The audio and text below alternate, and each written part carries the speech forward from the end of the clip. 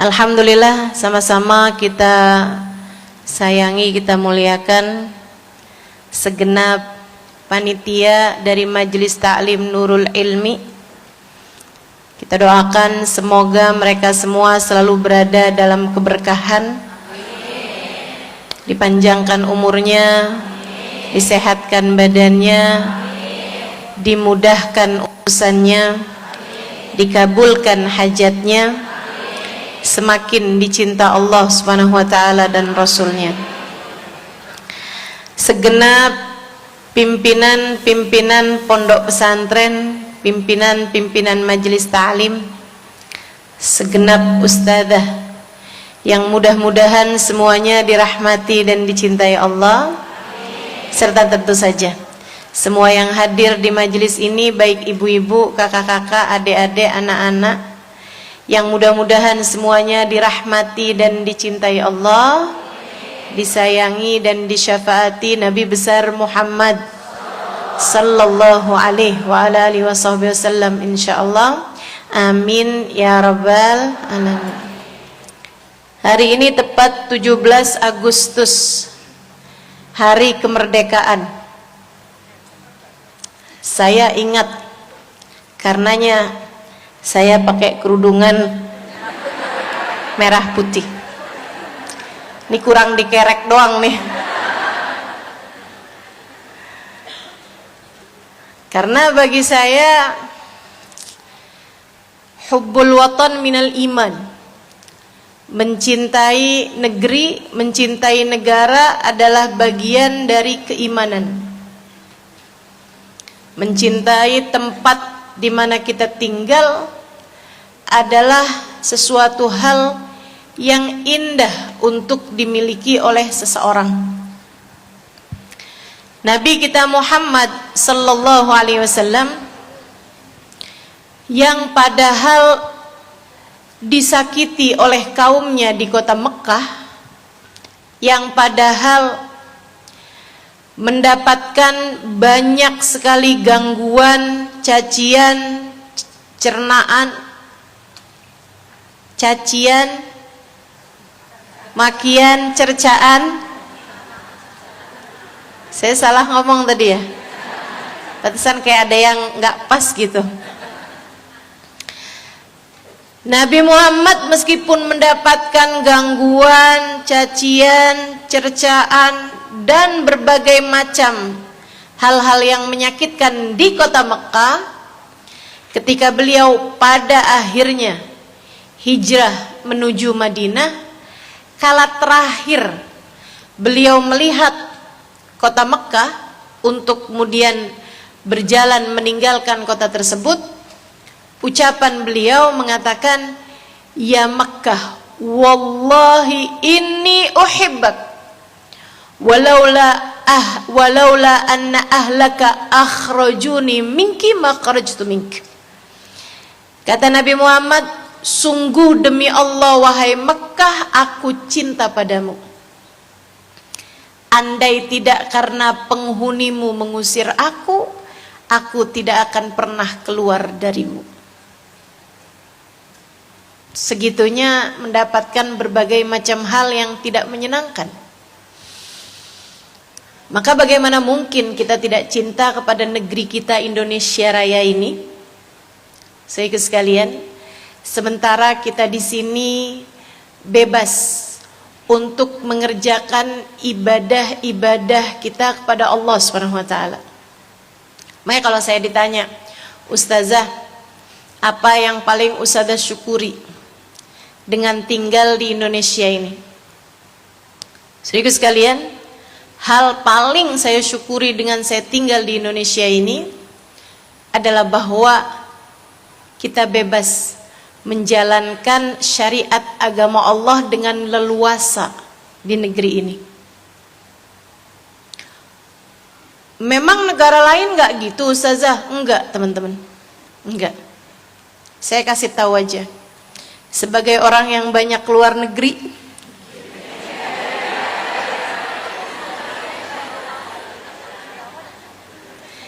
jadi TKW.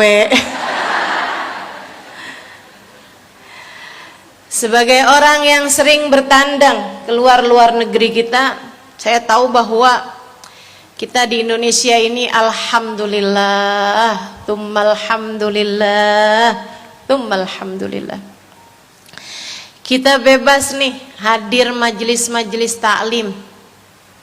Kita bebas untuk mengadakan kajian-kajian, bahkan sampai nutup-nutup jalan gitu. Masih boleh aja di negeri kita. Baik di daerah yang memang mayoritas, bahkan ketika saya pergi ke daerah yang muslimnya minoritas sekalipun, boleh kok. Emang aturan di negeri kita membolehkan hal itu. Dan itu sangat saya syukuri. Sebab ketika berada di negara-negara yang lain tidak sebebas itu. Sulit untuk mengadakan kumpulan-kumpulan masyarakat dalam jumlah yang banyak gitu. Bukan hanya di negara yang kita sebagai minoritas umat Islam, tapi bahkan di negara yang mayoritasnya Islam sekalipun tidak mudah untuk mendapatkan perizinan perkumpulan massa. Dan ini sesuatu yang harus kita syukuri. Harus kita syukuri. Kenapa harus kita syukuri? Sebab Allah bilang la in syakartum azidannakum wala in kafartum inna adzabi lasyadid. Kalau kalian syukuri niscaya akan aku tambahi. Kalau kalian ingkari niscaya azabku sangatlah pedih. Bagian dari azab tersebut adalah tercabutnya nikmat yang telah Allah berikan sebelumnya. Ini yang kita takut, teman-teman. Ini yang kita takut. Bagian dari perihnya azab yang Allah berikan ketika orang mengingkarinya adalah tercabutnya kenikmatan tersebut. Saya nggak bisa bayangin kalau kita tinggal di Indonesia, tapi mau hadir majelis taklim repot gitu. Mau ngadain kajian susah. Tentu ini akan menghambat dakwah kita. Akan mempersulit proses belajar ilmu bagi kita sekalian. Proses untuk bisa menaikkan keimanan yang ada di dalam hati-hati kita. Karena teman-teman sekalian, nih kita nih hadir di majelis ilmu. Luar biasa sekali manfaatnya bagi kehidupan. Saya tanya kepada yang sudah hadir majelis ilmu lebih dari 10 kali. Terasa nggak manfaatnya duduk di majelis ilmu?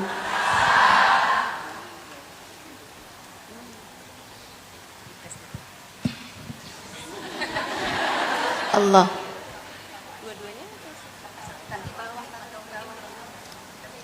Yang di bawah kedengeran? Saya yang nggak kedengeran jawabannya. Allah. Kedengeran? Yang nggak kedengeran yang di mana? Oh, yang di belakang. Tapi kok bisa nyaut gitu? Artinya kan tahu pertanyaannya ya. Baik. Teman-teman saudaraku sekalian yang saya muliakan, harus kita syukuri gitu. Berasa nggak kalau misalnya hadir majelis ilmu itu menambahkan keimananmu? Berasa. Yang asalnya mulain rada males-males gitu. Yang asalnya kayak sholat berat kerjainnya. Yang terasa banget sih bagi kalangan ibu-ibu nih pada ngadu sama saya gini, Ustazah, kalau lama nggak ngaji bawaan ngelihat suami pengen marah dah.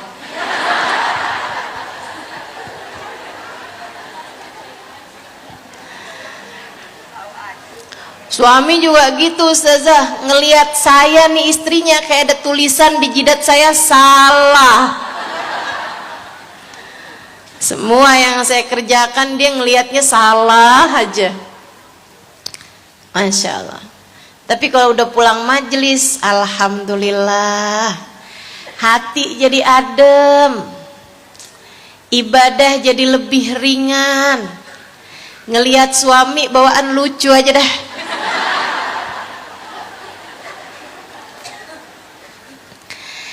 Teman-teman saudaraku sekalian yang saya muliakan, ini kenikmatan harus kita syukuri. Nikmat tinggal di Indonesia. Salah satu hal yang sangat saya syukuri dengan saya tinggal di negeri ini adalah kebebasan untuk bisa beragama dengan baik. Maksudnya kebebasan kalau mau beragama dengan baik tuh bebas gitu. Meskipun tentu ya yang namanya kebebasan beragama, kebebasan berkumpul itu juga pasti ada sisi negatifnya. Karena di Indonesia doang loh orang bikin hajatan pakai dangdutan nutup jalan. Saya nggak pernah tuh di luar negeri kayak gitu. Nggak ada ceritanya lagi kita jalan kenceng-kenceng gitu kan di Australia. Tahu-tahu ada tenda.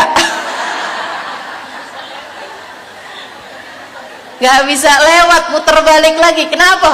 Ada yang sunatan. Di Indonesia doang kejadian kayak begitu tuh. Apalagi kalau tanggal 17-an gini nih. Repot mau lewat ya nggak? Lewat sini ditutup. Lagi ada lomba. Lomba makan kerupuk.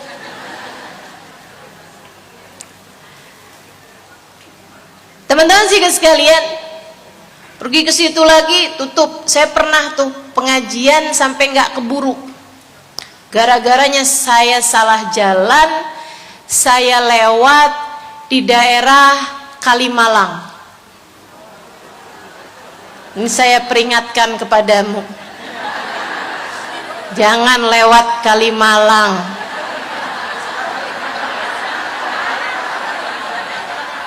Kalimalang sana tuh Jakarta Timur. Ya ampun, gak bisa jalan sama sekali. Jangankan mobil, orang aja susah, macet. Lagi ada panjat pinang di kali bikinnya. Jadi kalau jatuh jebur deh. Ya Allah, sepertinya itu adalah cara Allah untuk memperlihatkan saya keseruan panjat pinang. Mau nggak mau kan macet kan jadi liatin gitu. Meskipun itu panjat pinang kalau dilihat secara hukum haram loh. Karena mestinya tuh bukan dipanjat terus dipinang.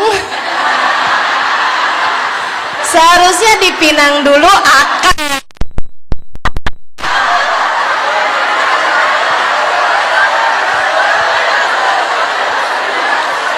Boleh lah ya.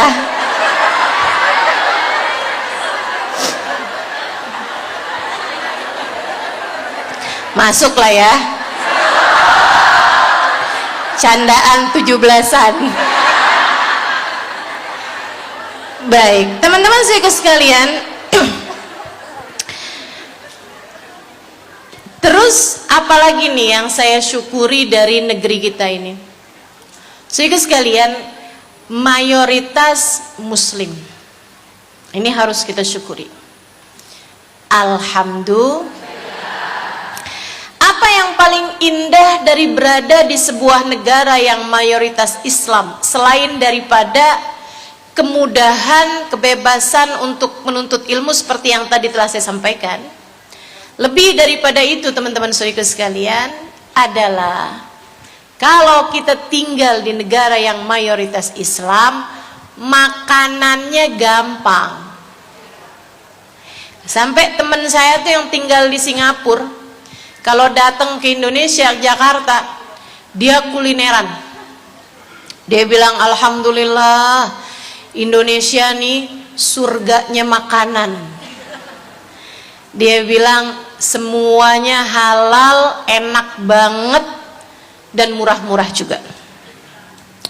Itu enak teman-teman sekalian. Sebab kalau kamu tinggal di negara yang mayoritasnya adalah non-muslim, susah sekali untuk mencari makanan yang benar-benar halal.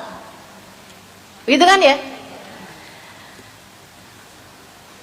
Berapa waktu yang lalu saya ada pergi ke Jepang.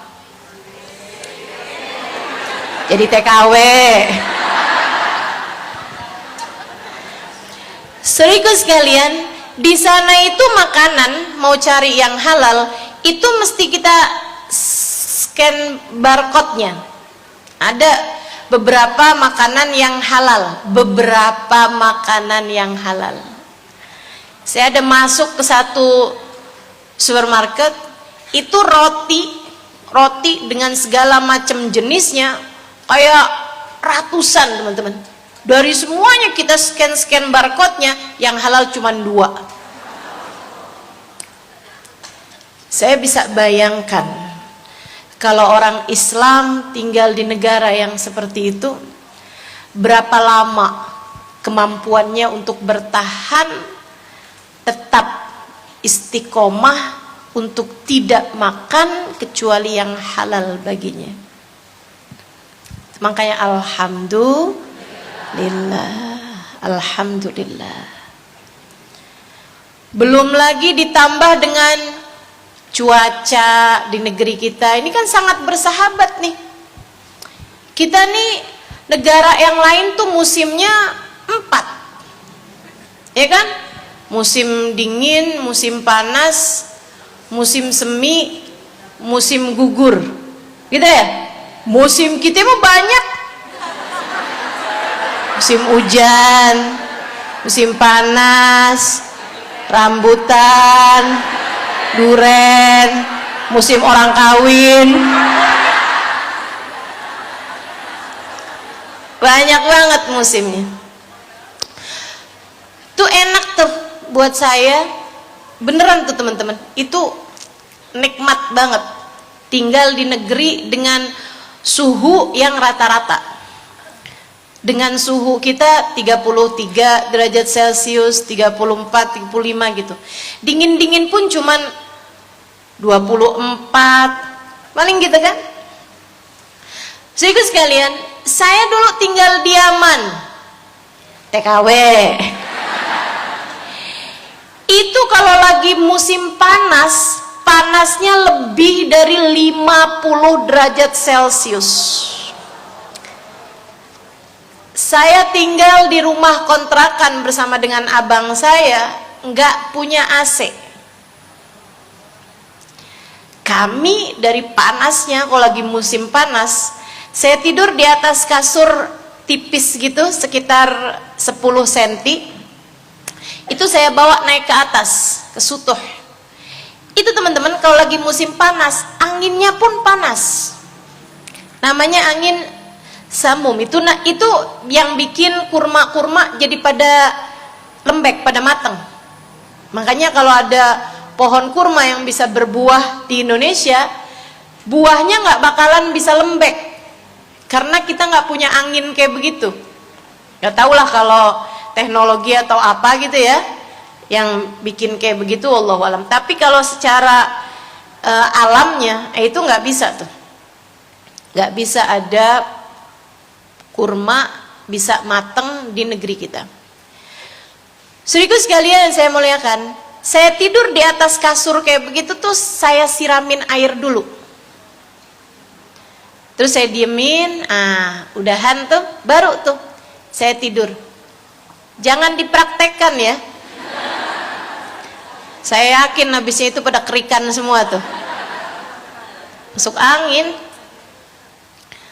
Masya Allah, panas luar biasa kalau lagi musim panas. Kalau lagi musim dingin, dingin sekali di belasan derajat Celcius. Mirip cuacanya Hadramaut tempat saya tinggal itu dengan cuacanya Madinah. Di Madinah juga gitu cuacanya tuh. Kalau lagi panas, panas banget. Kalau lagi dingin, dingin banget. Negeri kita, alhamdulillah, selalu saja hangat. Gitu kan ya? Hangat cuacanya, hangat orang-orangnya. Alhamdulillah. Apalagi nih yang saya syukuri dari di negeri kita ini? Karena masyarakatnya mayoritasnya Islam, sehingga teman-teman, pedagangnya mayoritas Islam, dokternya mayoritas Islam, pejabatnya mayoritas Islam. Jadinya jauh lebih mudah bagi kita untuk menjalankan syariat Islam di berbagai macam aspek kehidupan, dan itu sesuatu hal yang harus kita syukuri. Berobatnya bisa sama dokter yang Islam, dan karena Islamnya mayoritas, kita bisa cari bahkan yang dokter perempuan pun banyak. Kalaupun dokter laki-laki pun, nah, kita bisa tetap menjalankan syariat agama Allah ketika kita memeriksakan diri kepada mereka gitu. Kan enak tuh kan. Misalnya gitu, dok, ini saya sakit kaki nih dok.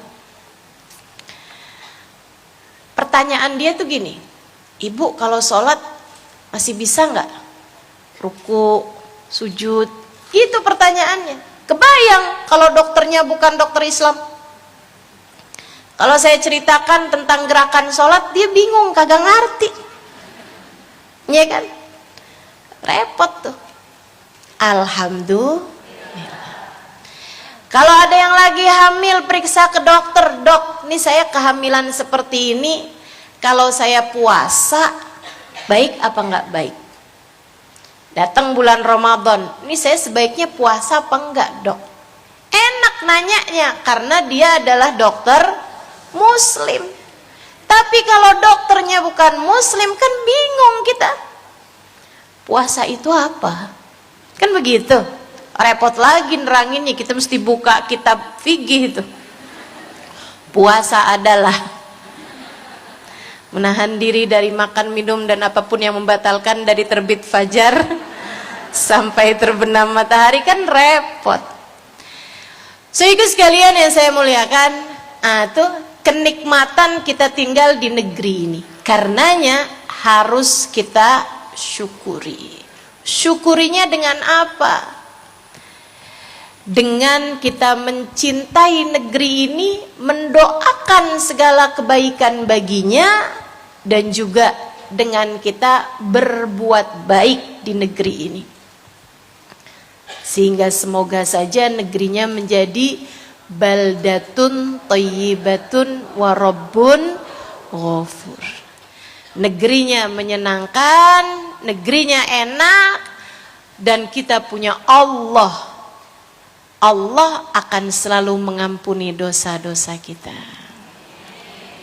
Dimanfaatkan. Cara kita mensyukurinya adalah dengan dimanfaatkan, dengan cara yang terbaik. Kalau kamu hadir di majelis-majelis ilmu, bagian syukurmu adalah dengan menghargai majelis tersebut. Jangan tinggalin sampah di majelis-majelis sesudah kamu bubar darinya.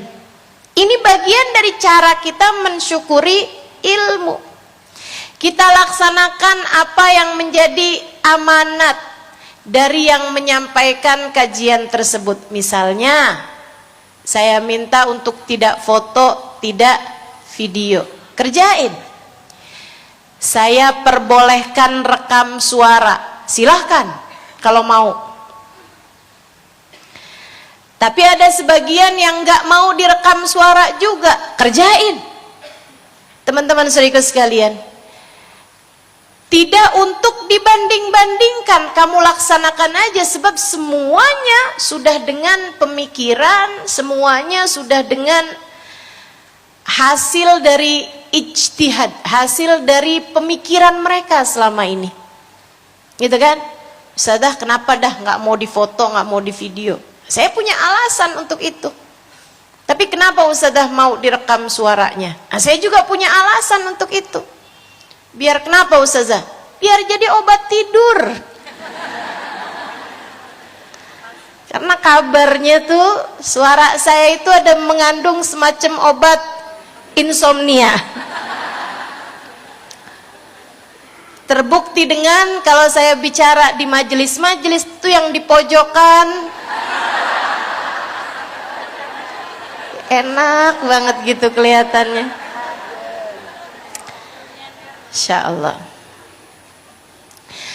Teman-teman sikut sekalian yang saya muliakan, jadi semua masing-masing dengan alasan-alasan tersendiri, karenanya bagian dari amanat di dalam majelis tersebut kita laksanakan sesuai dengan haknya, gitu kan?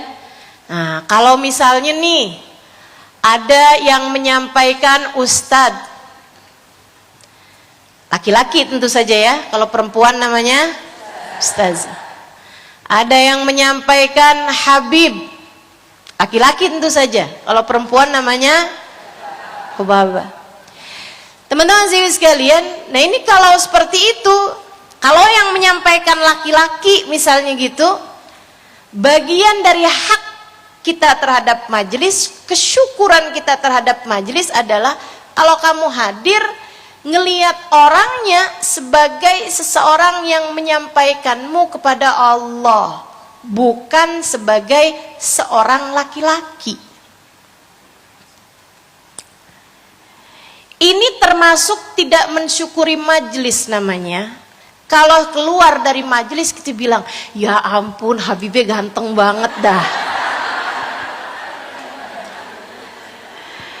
Ih, kalau senyum kayaknya dunia tuh baik-baik aja gitu, kayak nggak ada perang gitu di mana-mana. Masya Allah, Masya Allah. Sedikit sekalian yang saya muliakan, ini namanya kamu tidak mensyukuri majelis. Sebab kesyukuran majelis itu adalah dengan kita memandang orang yang bisa menyampaikan kita kepada Allah dengan pandangan kita terhadap orang tua kita. Sebab guru bagi kita adalah orang tua. Orang tua tuh membuat kita hidup badannya, sementara guru adalah orang yang membuat kita hidup ruh kita, hati kita, sampai pada Allah Subhanahu wa ta'ala. Itu teman-teman, makanya saya kurang pati setuju bahasanya nih. Saya nggak begitu setuju gitu sama majelis-majelis sedikit perempuan yang ngisi laki-laki. Sedikit tuh maksudnya yang kayak gimana? Yang kayak terbatas gitu orang yang hadirnya. Hanya ada sekitar 20-30-an orang, 40-an orang yang dipanggil atau yang berbicara adalah ustadz. Nah tuh, kenapa ustadzah nggak begitu setuju? Kayak rentan terhadap fitnah nggak sih?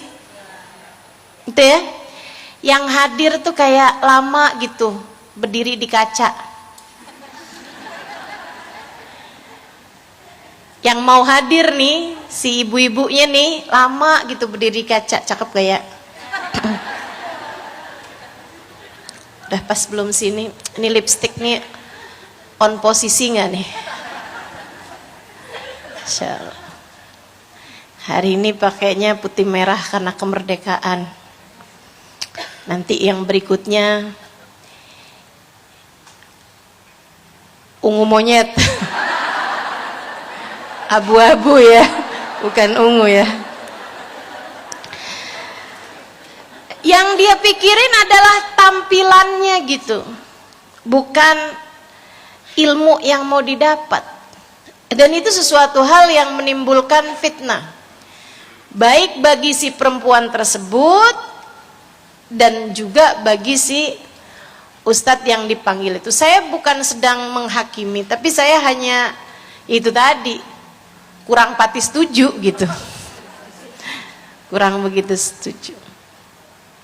Ya, kita syukuri adanya majelis-majelis kita ini dengan cara kita melakukan yang terbaik pada apa yang kita laksanakan. Insya Allah. Nah, kemudian kalau saya ditanya nih, Ustazah, apa sih makna kemerdekaan bagi Ustazah gitu? Atau bagi seorang muslimah, bagi seorang hamba Allah, makna kemerdekaan itu apa? Kita nih alhamdulillah negeri kita nih sudah merdeka, teman-teman. Artinya kita tidak susah-susah lagi untuk berada di sebuah negara yang dijajah. Kan begitu ya?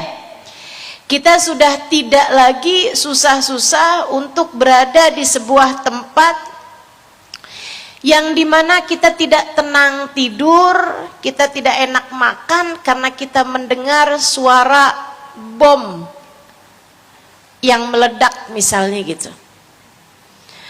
Teman-teman sekalian, kita bahkan nggak bisa bayangin berada di keadaan yang seperti itu. Tapi saya pernah mendengar ketika beberapa tahun lalu kota tempat saya tinggal, Tarim, itu negaranya, sebenarnya Tarimnya sendiri nggak kena ya, tapi negaranya sedang dijajah, sedang terjadi perang sebenarnya, sedang diperangi. Kan beberapa tahun lalu tuh ada tuh perang antara Yaman sama Saudi Arabia. Teman-teman saya sekalian, entahlah wallahu a'lam secara politiknya apa ya, katanya memperebutkan daerah gitu kan, wallahu a'lam. Tapi yang pasti perang tersebut itu imbasnya sampai kena kepada Tarim itu sendiri gitu, Hadramaut yang tempat dulu saya tinggal. Dan saya dengar ceritanya, perang itu tidak pernah menyenangkan, teman-teman. Perang tidak pernah menyenangkan. Jadi jangan pikir udah deh kita perang aja. Aduh, jangan. Kita syukuri kemerdekaan di negeri kita ini. Alhamdulillah negeri kita damai. Ini sewaktu saya dengar cerita mereka tuh, saya jadi bisa bayangin gitu. Ada seorang yang sangat saya kenal, sangat saya hormat. Dia dengan sedih bercerita, kamu tahu rasanya anak keluar dari rumah, suami keluar dari rumah, dan kita nggak tahu apakah mereka akan pulang dengan selamat.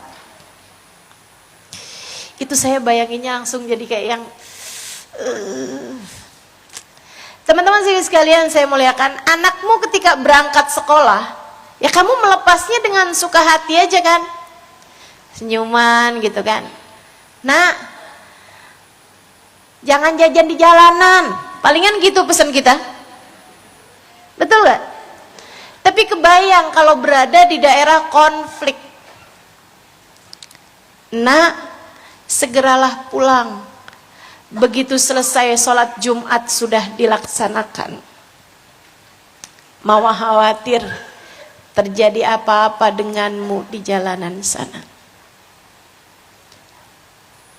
Ada salah satu dari teman saya cerita, anaknya, teman-teman saya sekalian, lagi sekolah di Tarim, sekolah. Dia sama sepupunya, satu hari dipanggil, satu hari diajak jalan sama kerabatnya dia yang adalah seorang polisi di Yaman tersebut.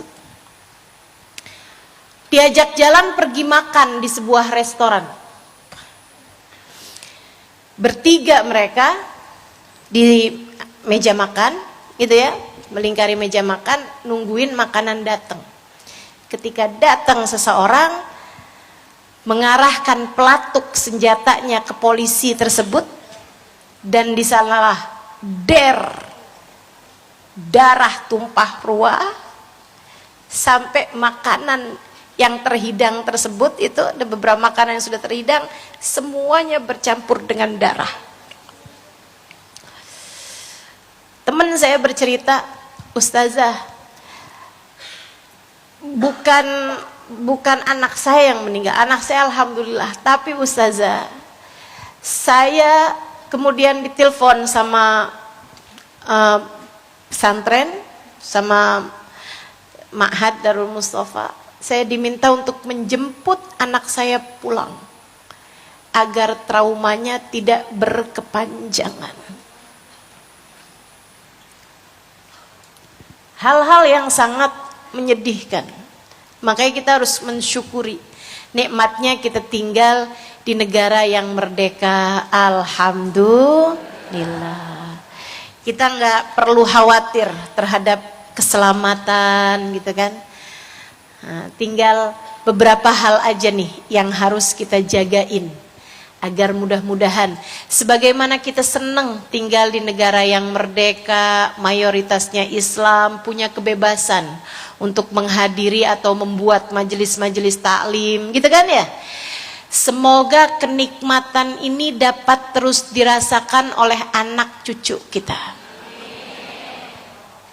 Gimana caranya Ustazah biar anak cucu kita juga merasakannya? Doa.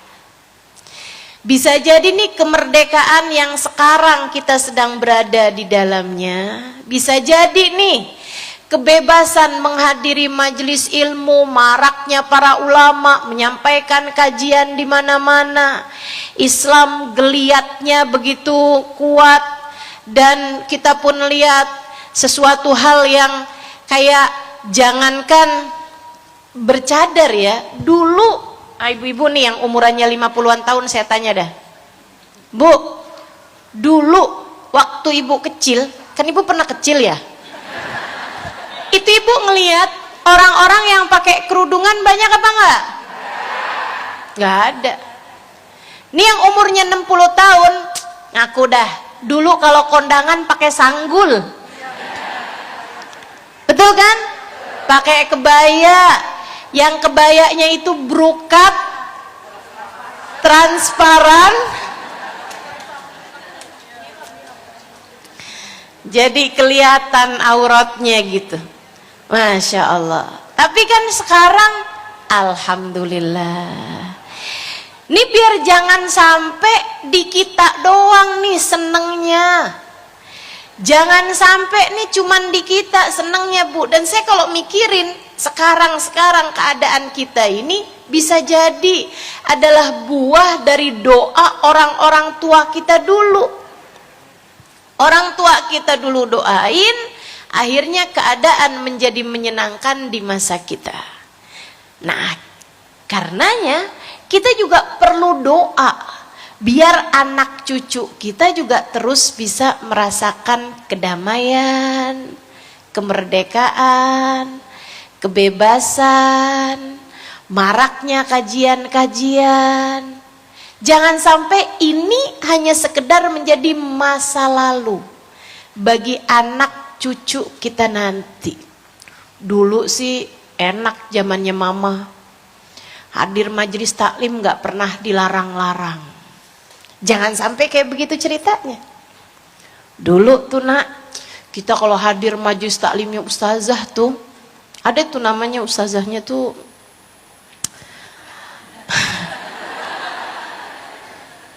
sekarang mana mau ustazahnya? Udah meninggal nak. Nah ini kan cerita 50 tahun lagi, ya enggak? Jangan sampai itu hanya sekedar menjadi kenangan indah gitu. Kita duduk di majelis taklim, kita melaksanakan kegiatan-kegiatan keagamaan gitu kan.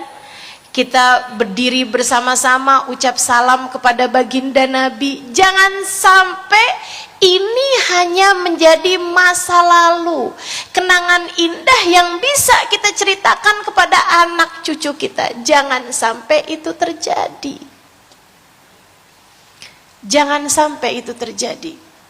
Saya ngebayanginnya aja sedih kalau anak cucu kita nanti nggak bisa bareng-barengan ucap salam kepada Nabi Muhammad di majelis-majelis mereka lagi. Sedih nggak Bu bayanginnya? Kalau anak-anak ibu, cucu-cucu ibu gitu, nggak pernah tahu rasanya qiyam bersama-sama, berdiri bersama-sama untuk ucap ya Nabi salam, ya Rasul salam alaika, ya Habib salam alaika, salawatullah.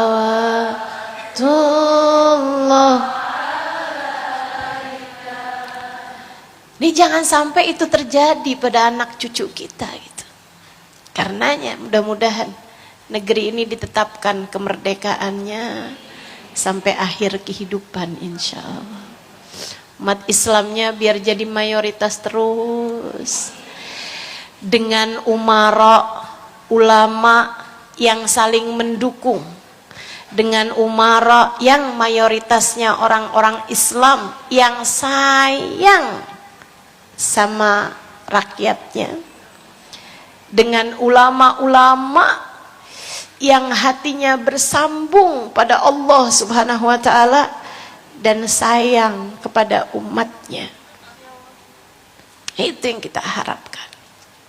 Jadi teman-teman perlunya doa untuk bisa menjaga kemerdekaan kita ini. Kita perlu jaga dengan doa. Kita rawat kemerdekaan yang sudah ada ini dengan kita terus-terusan berdoa agar anak cucu kita pun juga tetap dapat merasakannya. Insya amin ya rabbal alamin. Doain negerinya, doain. Kita sholat malam doain, ya Allah sayangilah negeri kami tercinta ini ya Allah. Karuniakanlah kepada kami umara-umara yang sayang pada rakyat dan takwa padamu ya Allah. Karuniakan kepada kami guru-guru yang dapat membimbing kami dan anak cucu kami untuk perjalanan kami menujumu ya Allah. Perlu doa, kita perlu doa.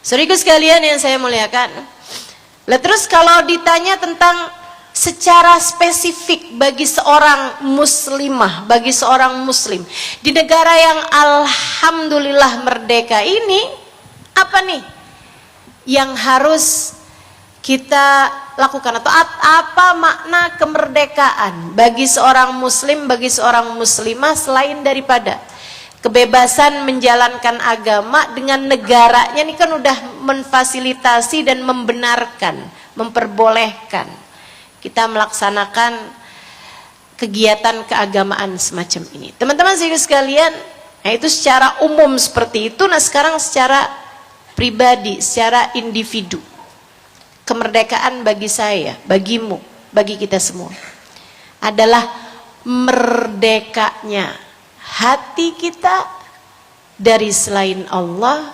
merdekanya hidup kita dari aturan selain aturan Allah. Itu sih buat saya, merdekanya hidup kita dari aturan selain aturan Allah, merdekanya hati kita dari selain Allah,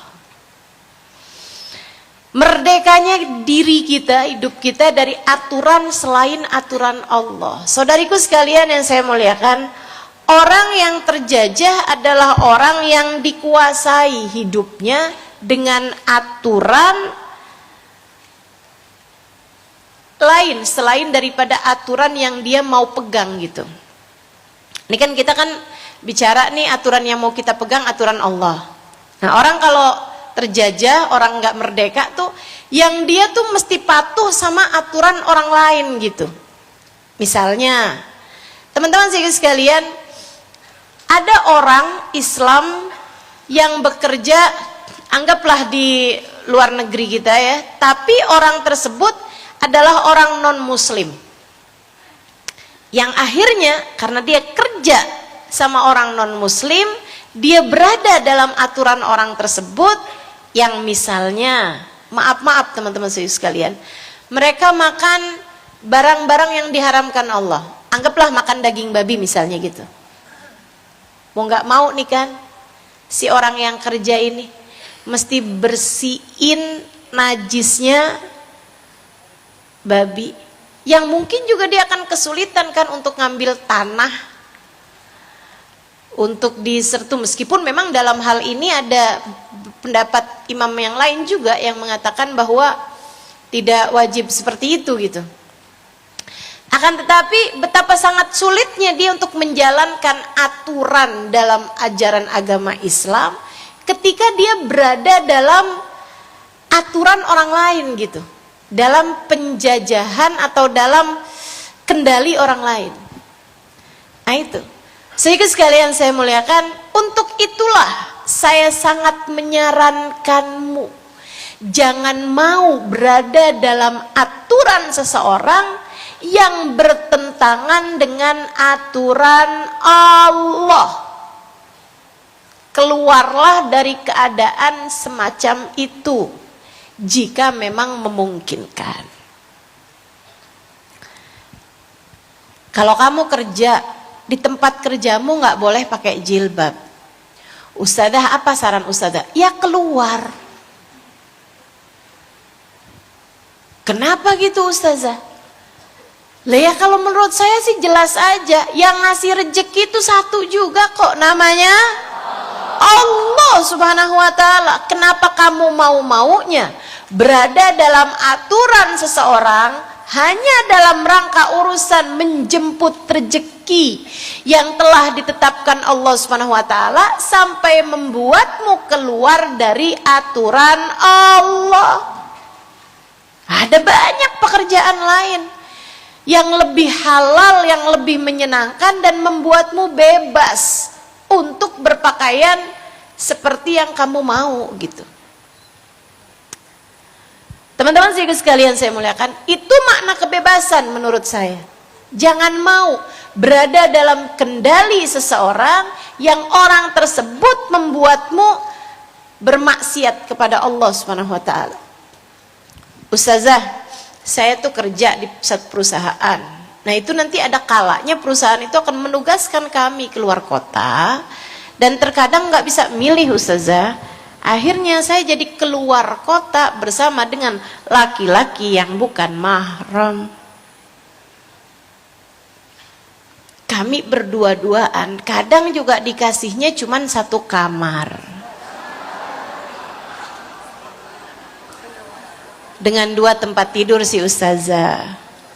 Itu gimana Ustazah? Ya jangan mau. Segitunya loh kamu nyari duit. Kamu lupa apa? Bahwa kamu nih bakalan mati juga gitu. Terus gimana ceritanya kalau kamu ngadep Allah Subhanahu wa ta'ala nantinya? Ibu-ibu saudaraku sekalian, kita orang Islam, kamu muslimah, yang dalam istilah kata aja Islam artinya adalah menyerahkan diri, penyerahan diri. Aslam tu artinya aku menyerahkan diriku. Sehingga sekalian saya muliakan, Islam artinya dalam menyerahkan dirimu kepada aturan Allah. Jangan mau berada dalam aturan seseorang yang membuatmu meninggalkan aturan atau melanggar aturan-aturan Allah. Itu merdeka. Siapapun yang berada dalam keadaan, kalau saya istilahnya terjebak ya, pada keadaan yang seperti itu, berusahalah untuk keluar. Berusahalah untuk keluar. Kalau yang nggak memungkinkan keluar, misalnya, maaf nih ya, mu'alaf dia masih dinafkahi oleh orang tuanya. Kalau dia kelihatan nih pakai jilbab, kelihatan sholat, bakalan orang tuanya ngusir dia dari rumah, dan mungkin nggak akan diberi nafkah dan lain sebagainya. Nah kalau yang kayak model kayak begini ini kan sebuah keterpaksaan.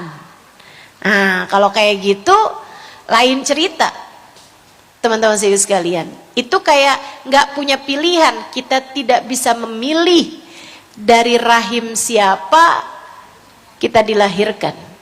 Kita nggak bisa memilih orang tua kita. Akan tetapi kalau pekerjaan, nah itu kan kamu bisa milih.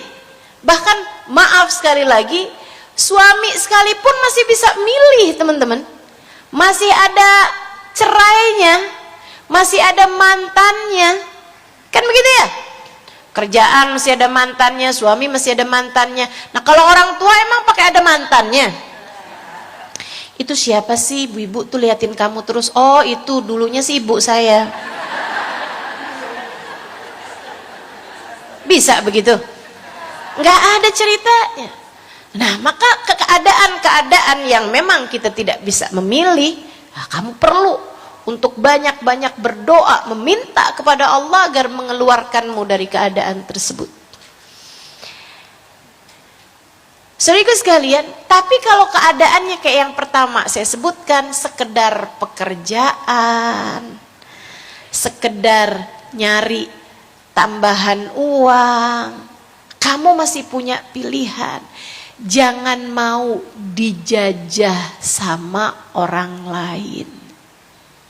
Jangan mau dijajah sama perusahaan yang melarangmu melaksanakan perintah-perintah Allah. Bos, majikan, dan seterusnya. Jangan.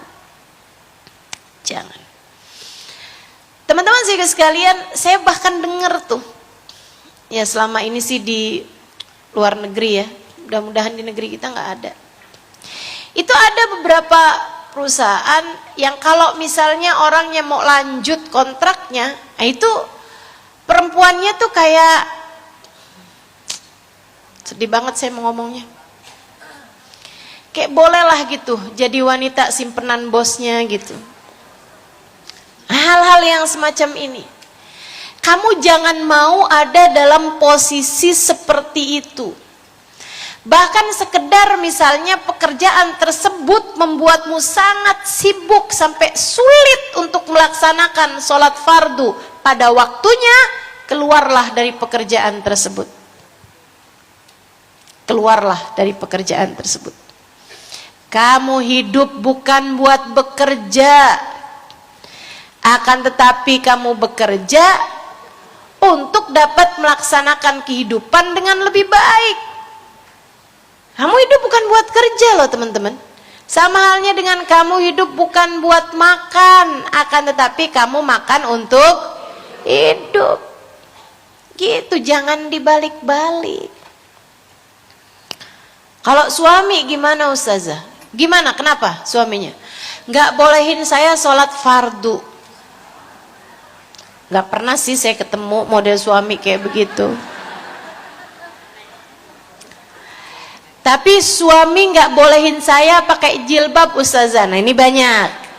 Ini banyak. Suami nggak bolehin saya pakai jilbab. Gimana nih kalau gini modelnya Ustazah? Ini jawaban saya ya.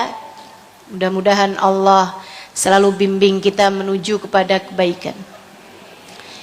Teman-teman sekalian, orang itu kalau ngasih perintah, nih suami ya, orang wataknya itu kalau ngasih perintah kepada kita atau meminta haknya dari kita, saya kan suamimu, saya minta kamu, gitu kan, itu biasanya karena dia merasa ada haknya yang dikurangi. Maka untukmu yang suamimu melarang, kayak misalnya Ustazah suami saya nggak bolehin saya buat hadir majelis nih, saudara sekalian, suami biasanya melarang karena dia merasa ada haknya yang dikurangi olehmu selama ini. Jadi gimana? Gini aja, kalau urusan misalnya nggak bolehin kamu pakai jilbab, coba deh dilihat-lihat apa haknya dia yang selama ini kamu kurangi. Mungkin mendapatkan pujian. Suamimu jarang-jarang kamu puji. Mungkin kamu jarang senyumnya. Mungkin kamu jarang membuat dia merasa jadi orang yang berharga dalam hidupmu. Gitu. Cobain, kerjain itu dulu. Silahkan baik-baik sama suamimu. Jangan kemudian mentang-mentang dia melarang kamu buat pakai jilbab, kamu bilang, Mas atau Bang, kamu tahu nggak, pakai jilbab ini aturan Allah. Dilarang taat kepada manusia jika itu membawa kita kepada kemaksiatan kepada Allah. Jadi kamu nyuruh saya buat buka jilbab, sorry ya.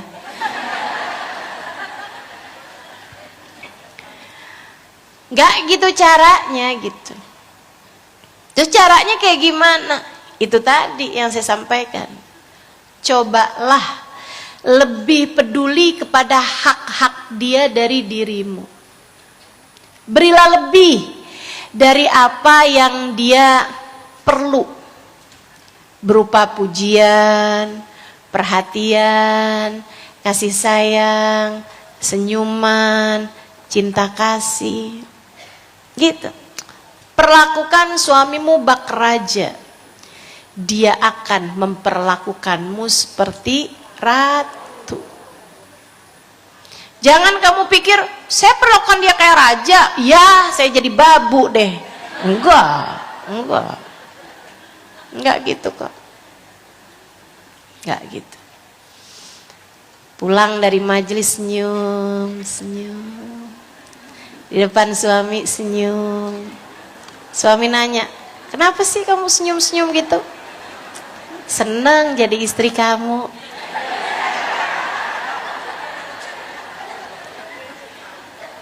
Saya udah pernah bilang belum sih sama kamu kalau saya tuh sayang banget. Masya Allah, Masya Allah. Gak pernah ngomong gitu sama suami. Cobain dah. Dia seneng tuh pasti. Dia seneng pasti. Walaupun caranya seneng macem-macem ya. Dia bisa bilang, kamu kok gitu sih? Misalnya gitu. Atau pulang dari majelis lain nih. Atau gini, kamu salah minum obat ya?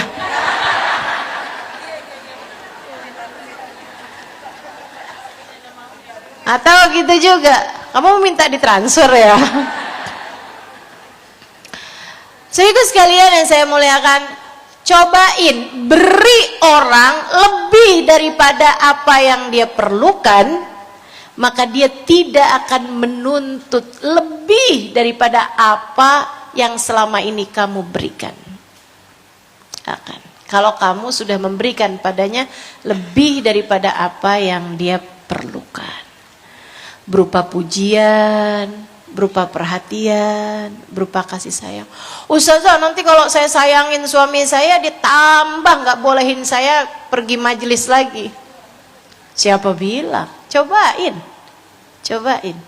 Kamu kebanyakan suka berteori sendiri. Ya kalau dia sayang Ustazah, nanti kan saya nggak bolehnya pergi. Oh nggak gitu kok, nggak gitu. Kamu sayangi lebih suamimu, nanti dia juga akan menyayangimu. Kamu beri apa yang dia mau, dia akan memberi padamu apa yang kamu mau. Jadi kalau urusan pakai jilbab juga gitu caranya. Kamu pakai, tapi kamu mesti cari tahu gini loh, apa ya yang bikin suami saya nggak mau saya pakai jilbab? Karena kamu tuh kelihatan lebih tua. Saya lihat kamu tuh kayak inget nenek saya gitu. Misal, lagi jauh banget ya, bukan dia inget ibunya gitu, inget neneknya. Misalnya begitu, oh kamu ngaca dong kalau gitu. Liatin, oh iya nih kayaknya emang saya kelihatan kayak nenek-nenek nih kalau pakai kerudungan model begini. Teman-teman, Islam itu hanya mengatur wajib menutup aurat. Model kerudungannya kayak gimana, Islam membebaskanmu untuk berkreativitas. Silahkan aja. Mau kerudungan modelnya kayak gimana, silahkan aja. Gak ada ceritanya ustazah menutup aurat itu kan harus dengan bergok misalnya. Enggak gitu kok. Ustazah menutup aurat itu wajibnya dengan apa gitu? Ya dengan baju. Modelnya ustazah kayak gimana? Menurutmu Islam ini apa namanya tuh, pergelaran model busana apa gimana? Islam tidak mengatur sampai sedemikian detailnya, teman-teman sekalian. Bebas. Makanya kalau kamu lihat gitu kan, pakaian-pakaian muslimah dari berbagai negara itu beda-beda. Itu beda-beda. Tapi ustazah, saya liatin ustazah tuh kalau warnanya selalu pakai hitam. Betul, memang saya selalu pakai baju hitam untuk keluar rumah. Oh, keluar rumah aja ustazah? Ya iyalah, saya kalau di rumah pink.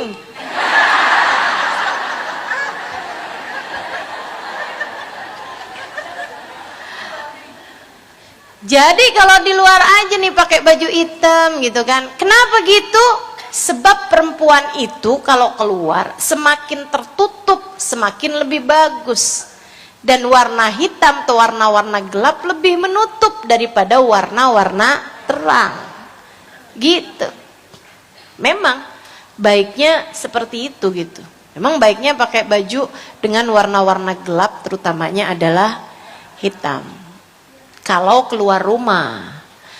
Nah ini ibu-ibu sekalian, kenapa banyak suami juga jadi pada gerah ngelihat istrinya kalau keluar rumah pakai pakaian yang gimana misalnya gitu ya. Itu karena mereka tuh kadang-kadang di luar rumah begitu pakaiannya, di dalam rumah juga begitu. Mentang-mentang nih abis dengar keterangan kalau tidur itu, kalau dalam keadaan auratnya lebih tertutup, lebih didatengin malaikat rahmat misalnya gitu ya. Kalau di rumah gitu kan, pakai tutupan kepala, didatengin malaikat rahmat. Dia tidur segala tuh, lengkap bener. Pakai kaos kaki, pakai baju panjang, pakai kerudungan, lengkap. Insya Allah. Suaminya bingung, kamu mau majelis malam-malam? Enggak bang, ini biar mimpinya bagus. Enggak segitunya gitu. Sementara sekalian, ada hak-hak suami yang harus kita jaga dan kita berikan sesuai dengan haknya. Dia senangnya kita pakai apa, ya udahlah gitu. Selagi itu tidak bertentangan dengan syariat agama Allah, kita berikan padanya apa yang tidak melanggar syariat agama Allah, insya Allah dia pun akan membiarkan kita melaksanakan syariat agama Allah pada hal-hal yang lainnya gitu. Jadi seperti itu teman-teman sekalian. Ini ada banyak perempuan-perempuan tuh yang kalau di rumah mendadak jadi ustazah. Itu saya rasa yang menghalangkan suami untuk memberi izin istrinya hadir di majelis taklim. Coba deh, buat kamu yang suka, yuk sudah suami saya tuh nggak bolehin saya duduk di majelis ilmu. Coba inget-inget.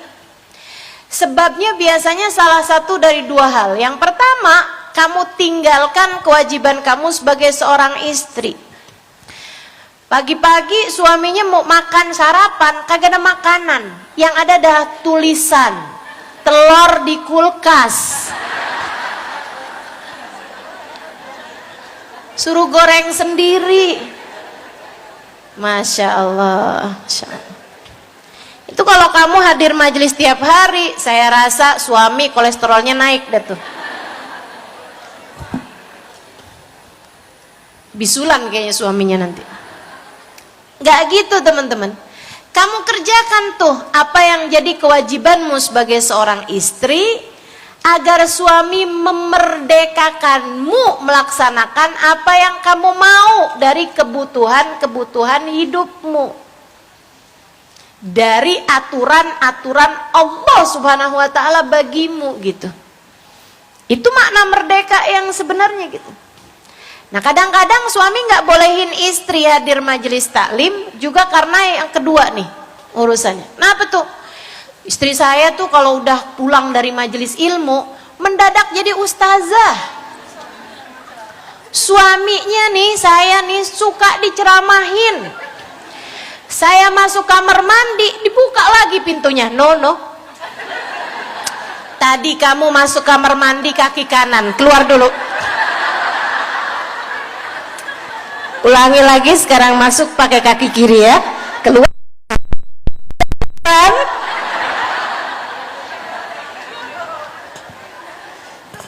Dilempar gayung kamu nanti. Teman-teman saya sekalian, nah jadi nggak gitu ceritanya gitu. Yang kemudian kamu ngadepin suami kamu juga pakai dalil-dalil, begitu kan? Makanya kadang-kadang kalau saya ceritain tentang kemuliaan istri di hadapan suami, wah istri langsung tuh sibuk nyatet. Saya bilang, kenapa gitu? Modal ustazah buat ngadepin suami. Astagfirullah, astagfirullah. Yuk belajar. Yang ustazah aja itu kalau di rumah nggak jadi ustazah. Ini yang di hadapanmu ini.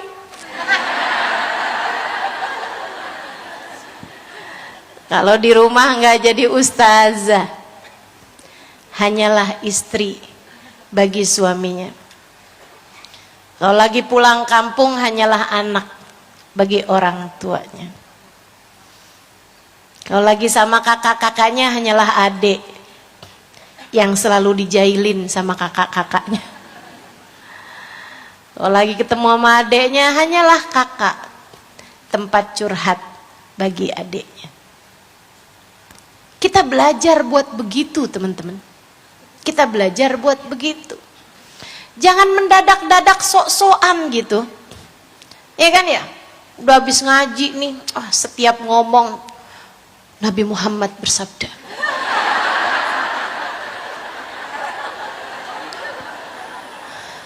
Enggak gitu ceritanya gitu, enggak gitu caranya. Saya ngelihat hubabah-hubabah, orang-orang mulia, orang-orang berilmu. Ada tuh perempuan namanya Hubabah Syarifah. Tahun lalu datang. Mudah-mudahan kita doakan tahun-tahun depan bisa hadir lagi ke negeri ini. Itu teman-teman saya sekalian, hafal 30 juz bersama dengan sebab nuzulnya ayat, bersama dengan semua hal-hal yang diperlukan gitu ya, beliau hafal semuanya itu. Dan itu saudariku sekalian yang saya muliakan, kalau ngomong, kalau cerita gitu, enggak juga bawa hadis, bawa ayat gitu. Ini yang bawa modelan setiap kali debat sama suaminya dibawa-bawa hadis, bawa-bawa ayat. Ini pasti belajarnya nggak banyak tuh. Ilmunya nanggung, sekolahnya nggak lulus, ya gitu tuh modelannya tuh. Ya.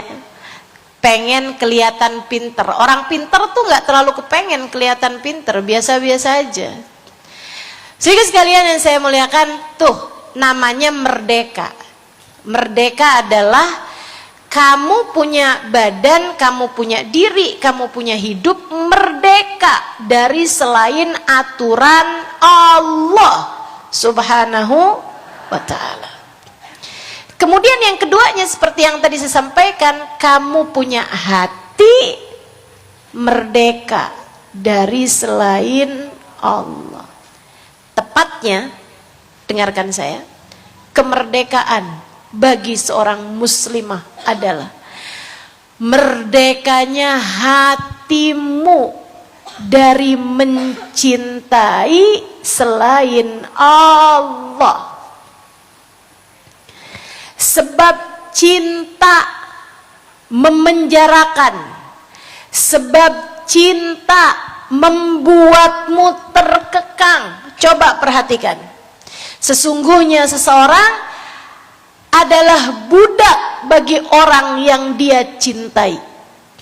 Orang tuh kalau cinta jadi budak. Gede cintanya semakin jadi budak dari orang tersebut. Tuh adik-adik kita tuh pada pacaran, coba kamu liatin, yang asalnya pinter-pinter aja jadi pada bahlul, jadi pada bego, teman-teman saudara sekalian. Kenapa gitu? Ya itu dia, dibegoin, dibahlulin sama yang dia cintai. Mau laki-laki, mau perempuan, kau udah jatuh cinta jadi pada PA. Subhanallah, hanya gara-gara coklat sebatang harga diri dia persembahkan, nilai diri, perawanan jadi diberikan kepada seorang laki-laki hanya karena rangkaian bunga, hanya karena puisi-puisi cinta. Apaannya namanya kalau tidak terjajah? Hati-hati, hati-hati. Jangan sampai cintamu kepada selain Allah membuatmu menjadi jajahan orang tersebut. Jangan mau dijajah oleh cinta. Jadi merdeka adalah hati kamu mencintai Allah. Hati kamu mencintai siapapun yang dicintai oleh Allah, siapapun yang diperintahkan Allah untuk kita mencintainya, dan siapapun yang mendekatkan kita kepada Allah. Itu merdeka, saudariku sekalian.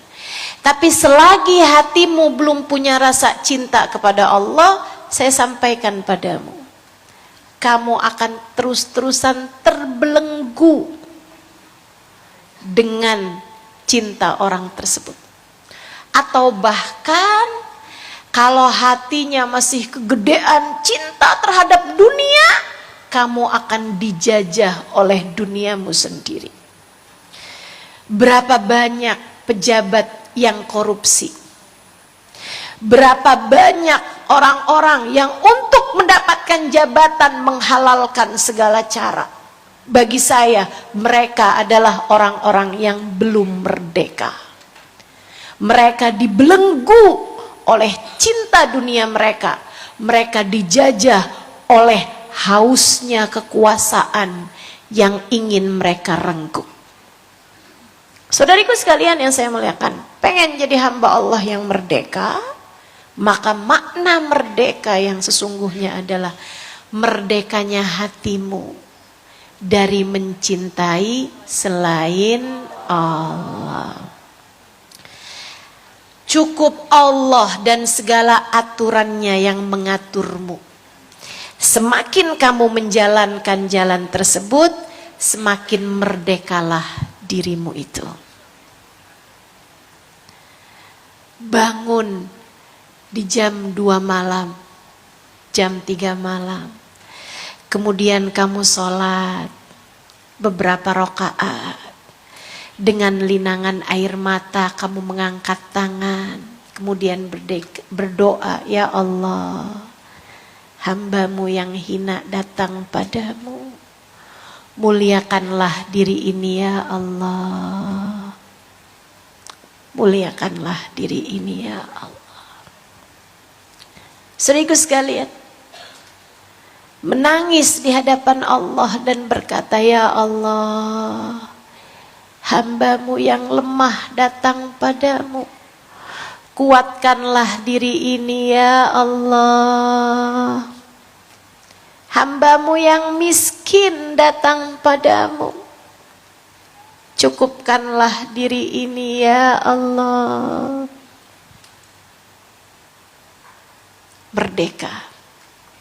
Kamu sungguh-sungguh merdeka. Orang paling merdeka di atas muka bumi ini adalah orang yang di hatinya tidak terdapat cinta kecuali kepada Allah. Dia cintai siapapun yang dicintai Allah. Dia cintai Nabi Muhammad, dia cintai para ulama, dia cintai orang-orang miskin, dia cintai anak-anak yatim. Dia pun mencintai yang Allah perintahkan untuk dia cintai. Dia cintai orang tuanya karena Allah, dia cintai suaminya karena Allah, dia cintai anak-anaknya karena Allah, dia cintai saudara-saudarinya karena Allah Subhanahu wa taala. Dia menjadi seseorang yang merdeka. Saudaraku sekalian yang saya muliakan, dia tidak mencintai dunia, maka dia pun menjadi orang yang merdeka. Dia tidak cinta kepada dunia, karenanya dia bebas untuk memilih. Saudaraku sekalian yang saya muliakan, saya beberapa kali ditawari oleh orang untuk mengisi di sebuah kajian dengan iming-iming harta. Ketika saya tolak, saya bilang mohon maaf, saya sudah ada jadwal pada tanggal tersebut. Ustazah, kita harus bayar berapa biar ustazah bisa mengisi di kajian saya? Orang-orang yang seperti itu, saya semakin membulatkan tekad untuk menolaknya. Kenapa gitu? Sebab saya sudah merdeka. Saya bebas mengatur waktu saya sendiri untuk melaksanakan apa yang saya tahu Allah mau untuk saya kerjakan. Saya merdeka. Saya tidak mau dijajah oleh harta. Saya tidak mau dijajah oleh uang. Pada saat itu teman-teman, kalau kamu menjalankan hal tersebut, insya Allah kamu akan jadi orang-orang yang merdeka. Sekarang praktekkan hal itu kepada suamimu, ya kan? Kamu senyum, bukan karena ngarepin transferan. Dia transferin, dia nggak transferin, kamu tetap tersenyum. Itu namanya kamu istri yang merdeka. Tapi kalau kamu senyum hanya sesuai dengan tanggal muda senyumnya lebar, tanggal belakang senyumnya hilang. Nah itu kalau kayak begitu namanya kamu belum merdeka. Hatimu masih dijajah dengan cinta terhadap harta, cinta terhadap dunia. Yuk belajar untuk jadi hamba-hamba Allah yang merdeka. Semoga Allah selalu bimbing kita, insya Allah. Kita tutup majelis kita dengan kita membaca suratul Fatihah. Kita doakan negeri kita Indonesia tercinta ini semoga menjadi baldatun thayyibatun wa rabbun ghafur. Negeri yang indah dengan Allah yang maha memaafkan dosa-dosa kita. Kita doakan negeri kita semoga selalu dijaga Allah Subhanahu wa taala dari Sabang sampai Merauke-nya insyaallah. Kita minta kepada Allah Subhanahu wa taala, semoga Allah Subhanahu wa taala menjaga negeri kita ini dengan dikaruniakan kepada kita sekalian